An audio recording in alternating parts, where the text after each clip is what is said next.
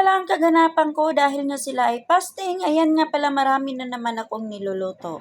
Pero okay lang kasi isang araw lang naman. Ito nga pala yung aking lulutuin ay bechamel. At syempre naglabas na nga pala ako dyan ng chicken breast or yung aking gagayatin para pang toppings.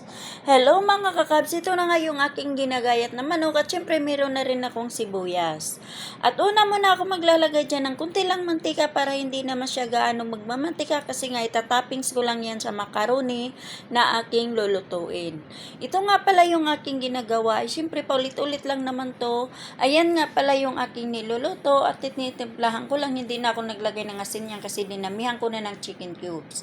Habang ako ay nagsasalang na nga ng manok, ito naman yung aking sinusunod para naman ako ay maglalaga na naman ako ng macaroni pasta. Diba ganyan lang ang pagluluto, wala kang masasayang na oras kapag madiskarte ka, hindi ka rin mapapagod. Kasi habang naman ikaw ay may ginagawang iba, may nakasalang, o diba, pagkatapos naman yan, yung iba na naman yung lulutuin mo. At fast forward na nga, iluto na nga lahat, manok at saka yung macaroni pasta, ito na nga yung aking ginagawa. Ganyan lang naman, paulit-ulit lang naman yan, unang layer, yung macaroni, sunod yung manok, at pangatlo naman yung macaroni, at saka ko lalagyan siya ng white sauce. Ang result